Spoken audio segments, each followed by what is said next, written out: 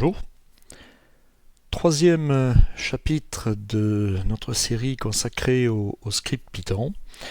Nous allons maintenant rentrer dans le dur du sujet. Nous allons concrètement exploiter les données d'un projet Machine Expert. Le premier exemple que nous allons traiter, nous allons regarder l'ensemble des éléments, des composants, on va dire des enfants que l'on peut trouver dans un projet. Nous verrons ensuite comment sauvegarder cela dans un fichier texte, comment le réouvrir avec Excel, et puis nous allons approfondir un petit peu cette histoire des guides dont je vous ai parlé dans le premier chapitre et voir comment on peut créer une base de données pour ceci. Donc la fonction clé que nous allons regarder en premier, c'est cette fameuse fonction getChildren. Eh bien allons-y, nous allons commencer. Donc je pars d'un projet vide, que j'ai appelé 03 base Python list, et nous allons construire peu à peu ce fichier. Alors comme je vous l'ai dit, j'ai mon anti-sèche sur le côté puisque je suis débutant en Python, je n'ai pas encore le niveau pour coder en aveugle. Donc ici, ce sont des choses qu'il faut utiliser dans tous vos scripts. Voilà, on importe un certain nombre de librairies, on utilise des choses. Voilà, c'est un invariant, on ne se pose pas trop de questions, on le réutilise tel quel. Ensuite, et je vous l'ai montré, pour simplifier l'écriture, je vais créer un alias, donc la variable myProject sera égale à project.primary. Ça simplifiera l'écriture. Donc, on va créer une fonction que l'on va appeler parse01. Dans cette fonction, eh bien, comme je vous l'ai dit, j'aime bien indiquer que je commence quelque chose. Donc, début, fonction, voilà, et je recopie. Ça permet de savoir, bon, vous verrez assez rapidement, les scripts peuvent devenir longs, et en particulier en cas de bug, quand on veut remonter, savoir ce qui s'est passé, il est utile de savoir quel est le dernier point que l'on a exécuté. Alors on va initialiser une chaîne de caractères. Ça n'est pas du tout nécessaire dans le Python, mais j'aime bien utiliser le même standard que dans Codesys. Donc je préfixe par un petit s pour savoir ce que sera ma variable. Et pour l'instant, nous ne changerons pas de type de variable à la volée. Donc ma variable locale ici restera une string tout au long de la fonction. Une string que j'initialise à une string vide. Il n'y a rien dedans. Ensuite, je vais créer une liste que je vais appeler A comme array dans nos standards Codesys, module. Eh bien, je vais la créer à partir de project.primary et je vais aller chercher les enfants, entre guillemets, donc c'est la méthode getChildren. Vous verrez quasiment systématiquement, vous utiliserez cette fonction. Et c'est là où, comme je vous disais dans le premier chapitre, le langage Python est très fort. En une ligne, on fait beaucoup de choses. Et je me souviens d'une phrase majeure de mon formateur il y a quelques mois. En Python, une fonction qui fait plus de 10 lignes, c'est qu'elle est mal codée.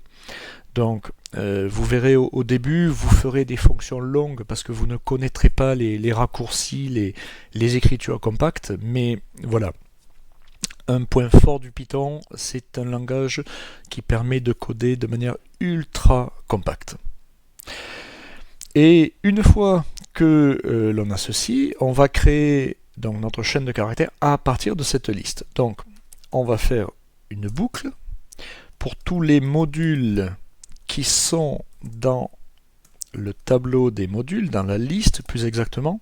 Alors cette écriture for in, on la retrouve en C#, hein. C'est pas quelque chose de complètement nouveau si vous faites du C#. Ne pas oublier les deux points et l'indentation, donc pour notre boucle for. 1, 2, 3, 4. Donc S string text 0 égale elle-même plus, ça c'est une écriture comme en langage C, et on va faire simple dans un premier temps, on va ajouter ce qu'est le module et nous irons l'observer. Donc on fait juste une concaténation de modules convertis en string. On va rajouter à ceci un retour chariot, donc le retour chariot c'est le \n. On est en standard Unix, hein, uniquement le retour chariot. On n'a pas le line feed, je sais jamais. On n'en a qu'un sur les deux, on n'a pas le deuxième qui est le standard du DOS.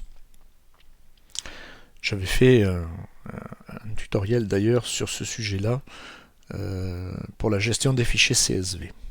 Voilà. Notre boucle est terminée, on va renvoyer cette chaîne. Donc la boucle for est finie, return s text 0. Voici, on va mettre un séparateur et on va créer le programme principal. Donc ça ne sera pas très original. Le programme principal va consister tout simplement, alors on va créer une string, on va l'appeler texte des nœuds. Ça sera la valeur retournée par la fonction parse0 et on va afficher print notre string. Et on va rajouter des informations de début et de fin. Donc, début, programme principal. C'est pas très original, mais voilà. Et à la fin, on va dire fin programme principal. On sauvegarde et on va exécuter. Donc je suis toujours dans mon template 3 équipements modules, reset, et je vais exécuter mon script. Alors, on a une erreur, module n'est pas défini. Alors pourquoi module ?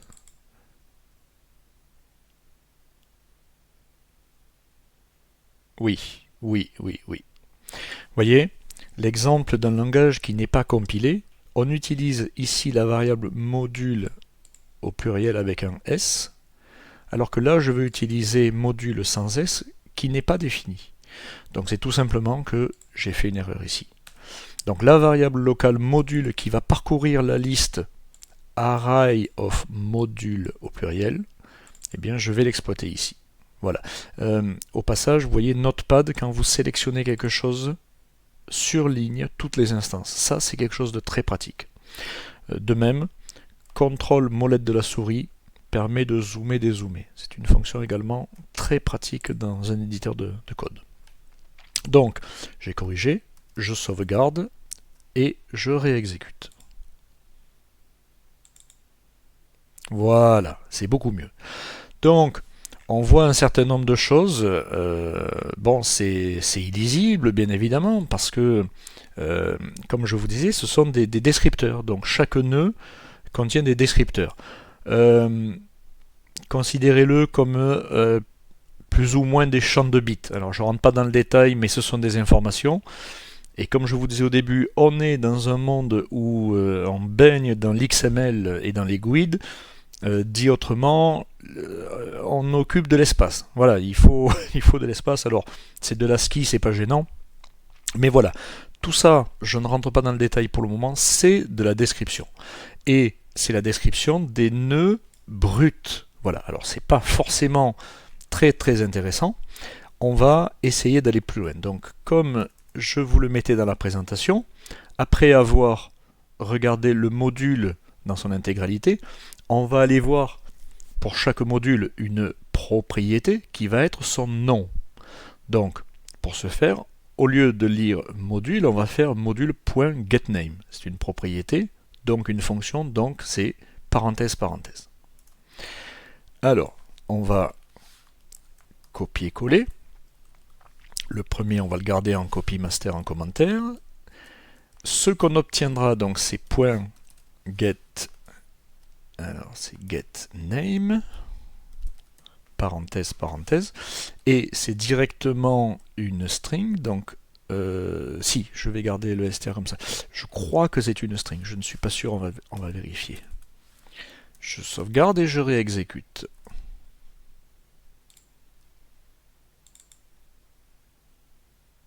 Voilà, c'est directement une string, donc il y a une coquille là, j'avais fait un copier-coller un peu rapide. C'est directement une string renvoyée par module getName, donc on n'a pas besoin de reconvertir en string. Voilà, et bien tout simplement c'est l'ensemble des noms des objets que l'on trouve ici. Affiché de manière linéaire, hein, on n'a pas de hiérarchie, mais voilà. Par exemple, SREM quelque chose, on devrait le retrouver. Alors on voit DQ6 c'est une sortie, ici 03EM c'est un folder, un dossier, etc. On a les DI, etc.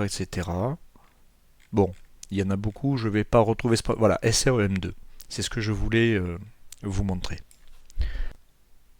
À présent, on va aller un petit peu plus loin. Alors, une fois qu'on aura les noms, on va vouloir, je vous ai parlé plusieurs fois des GUID, et bien on va regarder ce que ça donne.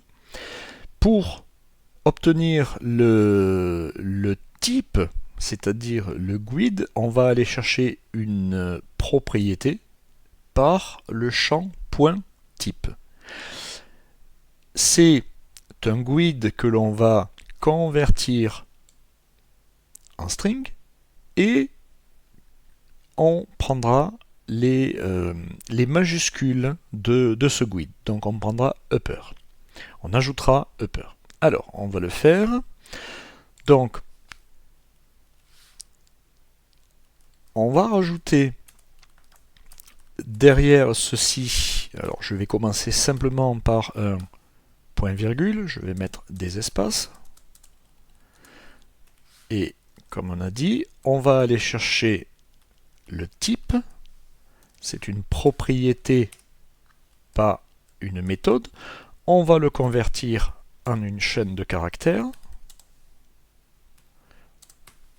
On va en rester là pour le moment. On sauvegarde et on exécute. Je vais faire un clear screen, donc reset. Je reprends. Voilà. Donc, au passage, vous avez vu un certain temps. Pourquoi? Parce que on appelle la fonction qui parse le projet et uniquement une fois qu'elle a fait son travail, on fait un affichage global de la string. C'est pour ça que entre le lancement et l'affichage, on a tout le temps pour faire, pour parser. C'est pour ça que ça prend un petit peu de temps. On pourrait, et d'ailleurs je vais le faire, au fur et à mesure afficher, et je vais mettre volontairement un décalage, 1, 2, 3, 4, plus, et on va afficher module getName. Donc, en faisant cela, on va voir au fur et à mesure les affichages. Voilà, c'est ce que je voulais vous montrer. On les voit au fur et à mesure. Et à la fin, on a un affichage global. Dans notre affichage global, on retrouve le séparateur qu'on a défini.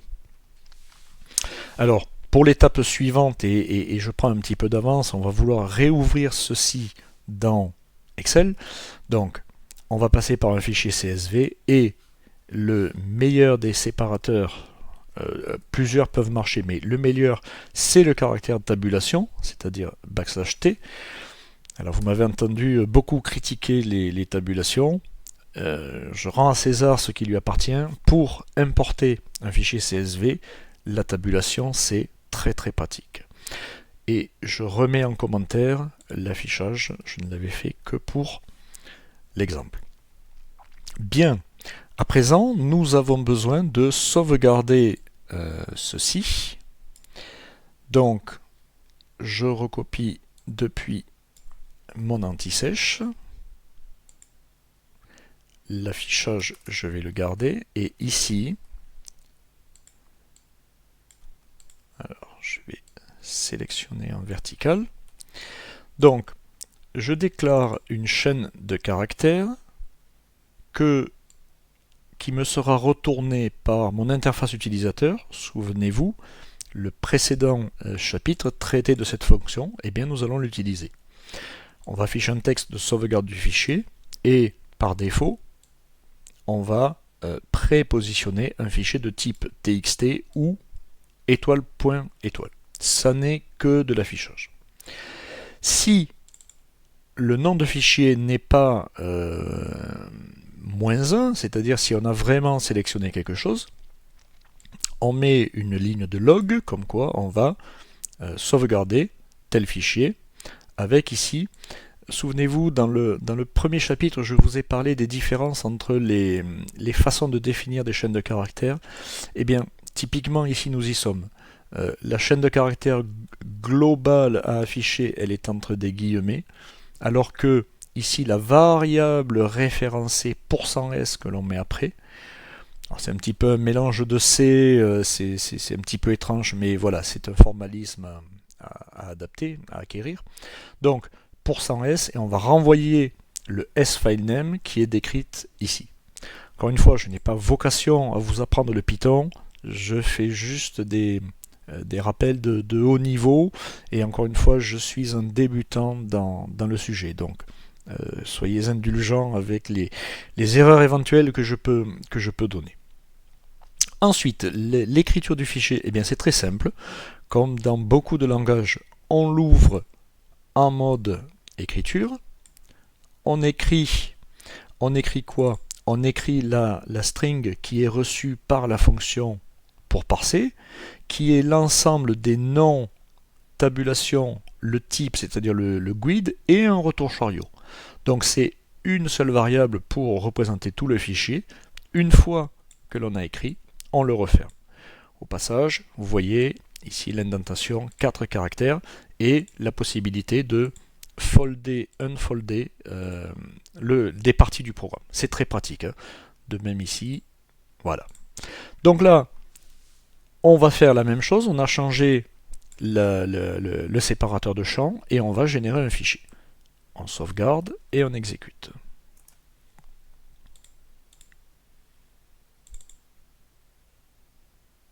Affichage, sauvegarde. Alors, je choisis un fichier. Il me semble qu'il y a un souci. On ne peut pas. Exemple. On ne peut pas. Je ne suis pas arrivé à directement créer un fichier comme ceci. On va vérifier. File does not exist. Bon, il doit y avoir un paramètre dans l'appel de la fonction. Paramètre que je ne maîtrise pas. Hein, dans l'appel de cette fonction que je ne maîtrise pas, que je n'ai pas cherché, etc. etc. J'en appelle à votre indulgence, c'est pas l'objet ici. Vous me l'indiquerez d'ailleurs si vous trouvez, hein, n'hésitez pas.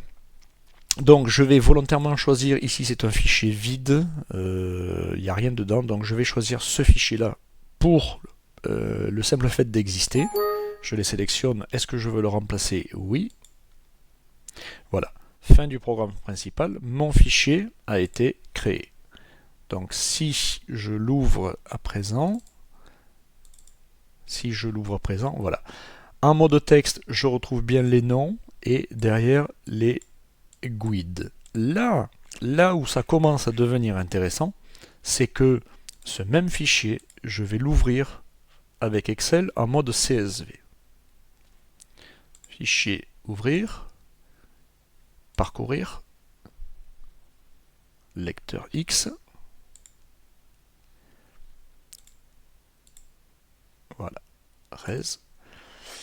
Et là, Excel reconnaît un fichier texte et il me propose de l'ouvrir en mode CSV. Je conserve la valeur par défaut délimitée. Je conserve le séparateur tabulation par défaut. Et là, c'est magique. Donc, j'ai quelque chose de tout de suite beaucoup plus exploitable, beaucoup plus intéressant. Au passage, et pour des raisons purement cosmétiques, d'ailleurs, je vous avais dit, hein, un GUID c'est 128 bits ou 16 bytes. On retrouve ici, sous forme ASCII, nos 16 bytes. C'est de l'hexadécimal en ASCII. Personnellement, j'aime bien que ce soit écrit en lettres majuscules. C'est une préférence, elle n'engage que moi. Donc, on va se mettre en upper dans le programme et on va le refaire. Je vous en avais parlé, mais voilà, on va le faire maintenant. Donc, le type, je le convertis en point upper. C'est une fonction. Je sauvegarde. Absolument, je referme le fichier texte, sinon le Python va planter. Il nous dira que le fichier n'est pas accessible. Donc, j'ai sauvegardé, je refais le script.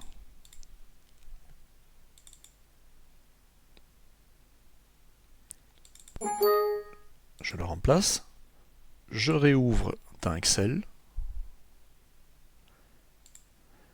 Comme je l'ai dans le buffer, directement je clique dessus. Les valeurs par défaut me conviennent. Vous voyez, voilà, là ça va être de la majuscule. Terminé. Voilà. Alors, je vais maintenant aller un petit peu au-delà. On rentre vraiment dans des choses intéressantes. Au passage, ici j'aimerais bien qu'en haut il y ait marqué nom et puis le GUID. Eh bien, je vais le rajouter dans mon script. Je dois le faire avant la boucle. Donc, au lieu d'avoir une chaîne vide ici, je vais marquer nom, le séparateur de champs, tabulation, et le GUID. Ok, je sauvegarde, je ferme le fichier txt. Alors, pour ne pas refermer Excel à chaque fois, je vais recréer un... Voilà, comme ça Excel ne se referme pas, ça ira un petit peu plus vite. Et je relance ici le script.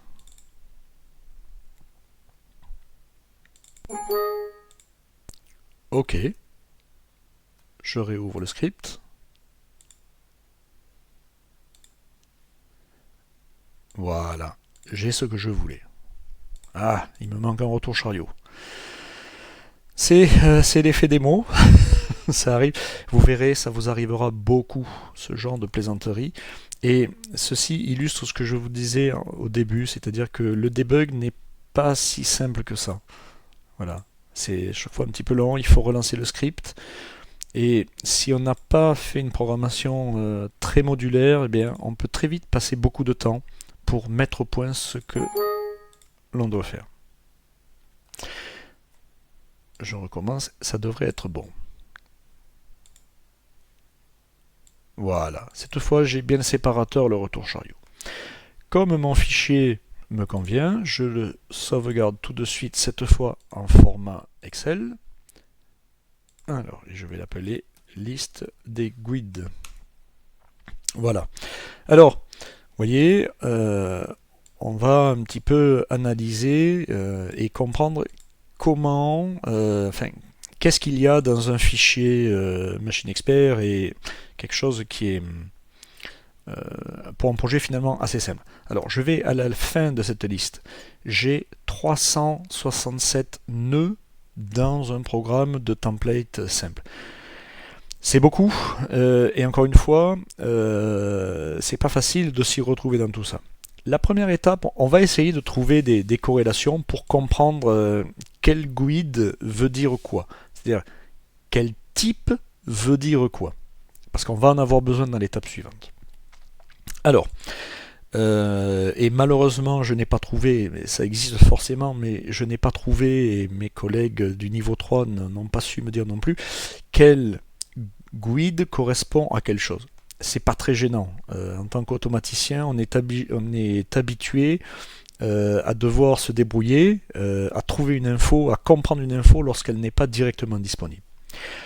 Pour ce faire, alors je vais créer un tableau croisé dynamique de ceci, parce que je me dis qu'il y a quand même des éléments, que ce soit les déclarations de structure, les GVL, les programmes, il doit y avoir des guides qui reviennent très souvent et qui vont m'aider dans mes recherches. Donc, je vais créer un pivot, un tableau croisé dynamique. OK. OK. Et je vais mettre, ça va pas être très original, voilà, et là je vais prendre la somme des valeurs. Oui, le nombre, pardon, le nombre. Voilà. Donc ça c'est mon tableau croisé dynamique. Je vais maintenant copier-coller pour en faire une base un petit peu plus exploitable. Je copie les mises en forme. Voilà, je vais filtrer tout ça. Données filtrées, et je vais insérer ici un nom. Voilà. Et dernier point dans ma base, je vais trier de A à Z. Nous verrons plus tard pourquoi. Voilà. Et je vais appeler ceci, on est plus dans une formation Excel, mais c'est pas gênant. Je vais l'appeler ma base pour les guides. Voilà. Une fois que j'ai fait ça, je reviens ici sur mon tableau et je vais insérer ici une colonne où je vais mettre en toutes lettres le type. Et ce type, ça sera tout simplement la recherche verticale de mon guide dans ma base de données. Et je vais mettre enfin le 2. Ouais, c'est vide. Alors, on va faire différemment. Insertion. Ici, et ici, on va mettre occurrence.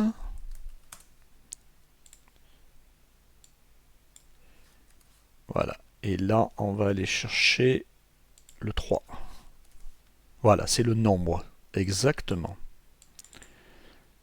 Exactement. C'est ce que je voulais faire. On va le faire pour tous les éléments.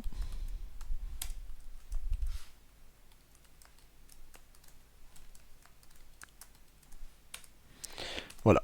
Et on va à nouveau créer une base de données.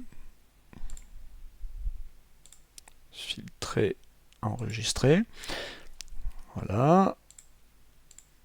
Affichage, fractionner, figer les volets. Et on va afficher ici nos modules par ordre d'occurrence décroissante, donc du plus grand au plus petit. J'ai 123 guides identiques avec celui-ci. Là, alors, parce que je connais très très bien le template, je sais que ça, ce sont des sections de programme. Par exemple, si je vais sur init réaction, donc dans n'importe lequel des équipements modules, init réaction, voilà. Je sais que ça, c'est du programme structuré. Voilà. Donc, qu'est-ce que je vais pouvoir faire avec ceci? C'est que là où j'ai écrit 123, je vais dire que ça, c'est le texte structuré. 123 ici. Donc, comment est-ce que je vais pouvoir l'appeler? Alors, ça va pas être très original, mais guide, guide, je vais l'appeler code, ouais, code et je prends un petit peu d'avance. Je sais qu'il concerne les SR, les FB et les FC. Les function blocks et les fonctions. Voilà, et je dois le retrouver normalement ici. Voilà. Voilà, ça me permet de connaître ça. Et alors je vais en faire pour un autre. Hein. Donc je vais enlever l'occurrence 123. Ensuite le 43. Alors tool. Ah, ça je sais que c'est des folders. Ce sont des folders. Donc là où j'ai 43, hop, hop, hop, ici, grid folder. Voilà, je vais vite, encore une fois, parce que je connais bien le template, où je vais même me faire mieux, donner, effacer. Je vais enlever les endroits que j'ai déjà remplis. Ensuite, le 37. Logical encoder, entrée-sortie. 37 alors. 37, ça ce sont des entrées-sorties, etc., etc. Bon, je vais pas être forcément très original, je veux juste en trouver quelques-uns. Bon, je vais pas aller plus loin et je vais copier-coller depuis mon anti-sèche ce que j'ai déjà fait lorsque j'ai préparé cette présentation. Je vous demande de me faire confiance et puis quelque part vous l'aurez pour vous plus tard. Donc j'ai déjà fait ce travail en définissant des noms on va dire qui me conviennent, mais on retrouve le même principe. Alors il y en a 3 pour lesquels je n'ai pas trouvé ce que c'est. Voilà, il me faudrait passer un peu plus de temps, investiguer un petit peu plus, mais en gros, ceux-là sont très importants. Les folders, les GVL et les déclarations de structure et d'énumération. Donc, pour la suite de la présentation, je vais utiliser ceux-là qui sont déjà faits. Et pour les définir, voilà, tout simplement, dans un script Python, on met le mot-clé GUID, c'est une fonction, hein, puisqu'on a un paramètre, et on lui donne le GUID qu'on a retrouvé. Voilà, je vais un petit peu vite. Je vous avais parlé dans la première présentation de l'importance des GUID. Eh bien, nous y sommes. Tout dans un projet, dans une structure de projet Machine Expert fonctionne avec des GUID. Voilà. Encore une fois, je vous ai montré la méthode pour retrouver quel GUID correspond à quoi. Je vous ai montré pour quelques cas comment le faire. On ne va pas tout faire, hein. Le but ici n'est pas de faire de vous des experts de conversion entre un GUID et sa signification. Voilà. Je referme ce sujet et nous allons continuer l'exercice. Maintenant que nous disposons d'une, on va dire, oui, c'est une base de données de GUID pour faire nos recherches, pour parser le fichier. Donc, c'est le deuxième objectif. Nous allons à présent définir une fonction qui va faire la même chose, qui va parser, mais cette fois, dans la création de notre liste de modules, on ne va prendre que un certain type. Et là, vous allez commencer à voir la puissance du Python. Alors, je ne vais pas être très original, je retourne sur mon copy master et on va gagner du temps. Je vais directement le copier et vous l'expliquer. Donc, ici, on travaille directement avec MyProject. Dans ça, je peux l'enlever. Oui, hein, le MyProject est défini. Il est défini ici. Très bien. Donc, c'est la fonction parse numéro 2 qui admet en entrée un paramètre de GUID que l'on va retrouver effet démo que l'on va retrouver là. Vous voyez hein, l'importance de vérifier avec le surlignage. Donc, on initialise un texte avec rien. On crée une liste, voilà, à condition que dans notre liste, le GUID corresponde à celui qu'on a donné en entrée. Et quand les conditions seront réunies, on va créer un texte avec les noms. Et on a dit les noms, c'est directement une string, on n'a pas besoin de mettre ça. Vous voyez, le Python est très tolérant. Quand on lui force à convertir une string en string, il met même pas un warning, il dit tout va bien, j'ai pas vu la coquille. Voilà. Donc à présent, on avait alors la sauvegarde de fichier. Je vais le mettre en commentaire. On n'en aura pas besoin pour le moment. Et on va cette fois, alors, je copie-colle. C'est la fonction numéro 2. Et on va lui donner comme paramètre de GUID, alors les folders. On va commencer par un qui est simple. Les folders, c'est où? Ben, on va rechercher ce texte-là, tout simplement.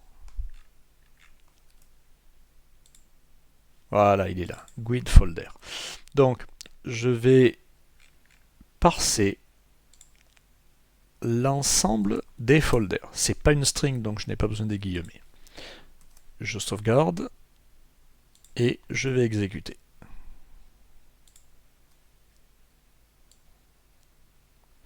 Alors en fait, on n'exploite pas du tout le code quand on fait du Python, donc on peut mettre cette fenêtre en plein écran. J'efface, je repars.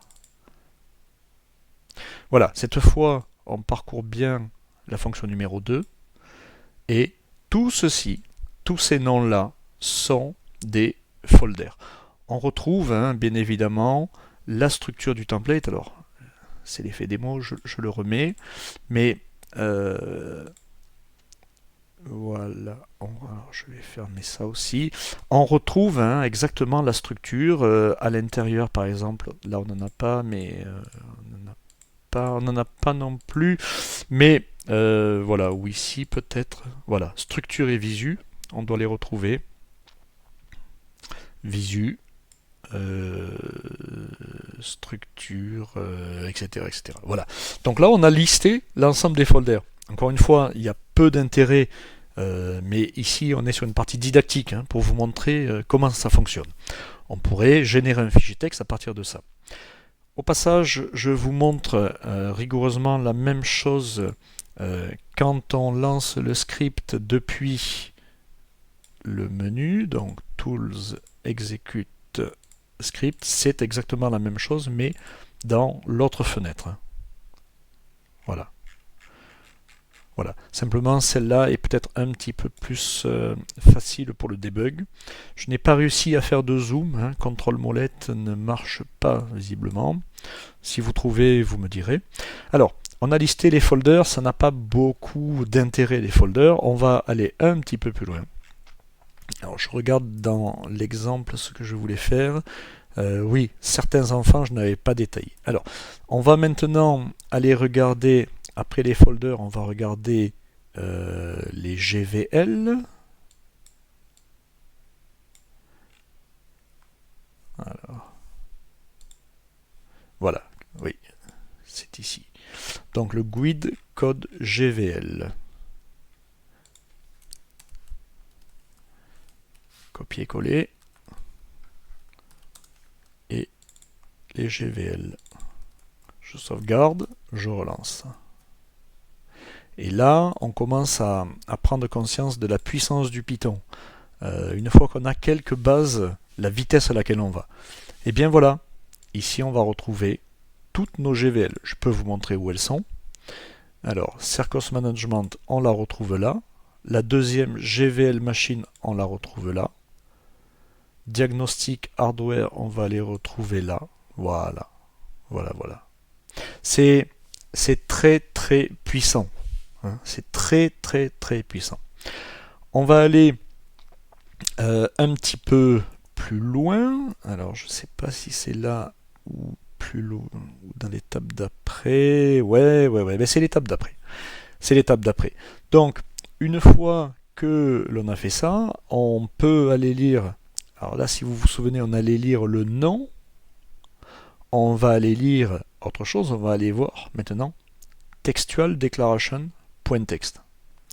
C'est-à-dire que je vais faire un copier-coller de ma méthode.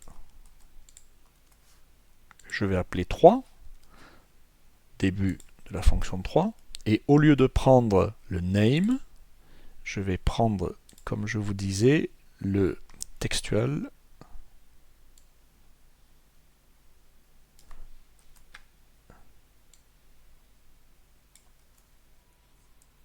Voilà. Textual declaration. Donc c'est le 3. Je vais faire la même chose avec ma fonction 3. Je sauvegarde, j'exécute.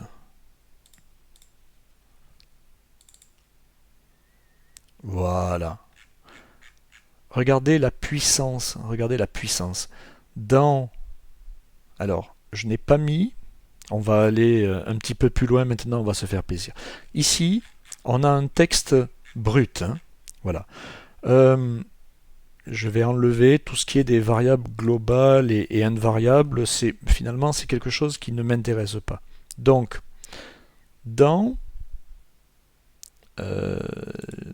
je me rends compte que je suis déjà sur, sur un chapitre suivant. Voilà. Alors,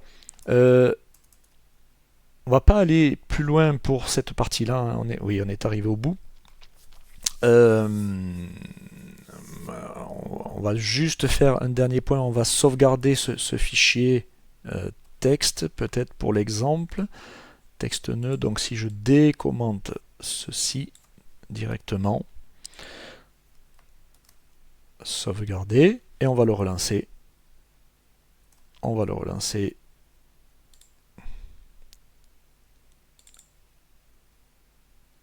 Voilà. Résultat, oui, je le remplace. Et on va ouvrir ce fichier. Voilà. Voilà.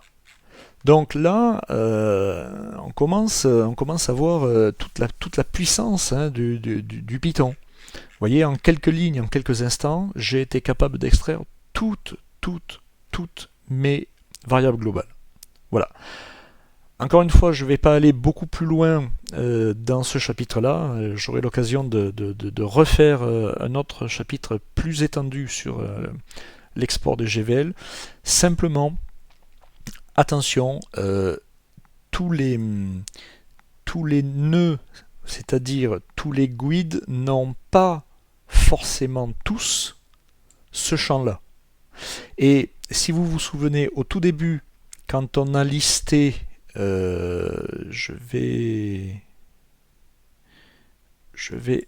va le refaire. On va le refaire. Alors, avec cette fois une fonction qu'on va appeler la fonction parse 0.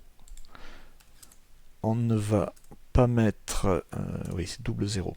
On ne va pas mettre le getName, mais on va revenir à ce qu'on avait au début, le module converti dans une string.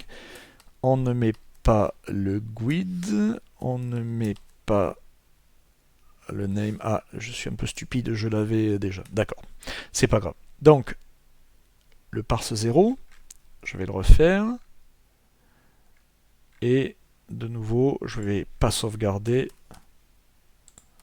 Je mets un commentaire multiligne et je refais le parse 0. Voilà, pour vous montrer. Donc, on exécute, sauvegarde, exécuter. Voilà, je vous montrais au tout début qu'on avait tous ces descripteurs. Encore une fois, quand on débute, c'est un petit peu du charabia. Eh bien, juste pour comprendre, dans ces descripteurs, plus ou moins, je vous montrerai plus tard des choses un petit peu plus intelligibles, mais plus ou moins, ces descripteurs vont nous indiquer pour chaque nœud si nous avons ou non telle ou telle propriété dans l'objet. Voilà. On est vraiment dans l'objet. On a un objet générique, il a des propriétés. des méthodes ou pas, et de manière chapeau, on a un descripteur de tout ce qu'il contient. C'est de l'objet pur et dur. C'est un petit peu difficile quand on commence, mais c'est d'une puissance redoutable. Et je ne manquerai pas de vous parler de tout cela dans des prochaines présentations plus spécifiques, plus orientées sur des sujets précis, et forcément nous irons beaucoup plus dans le détail. Je vous remercie.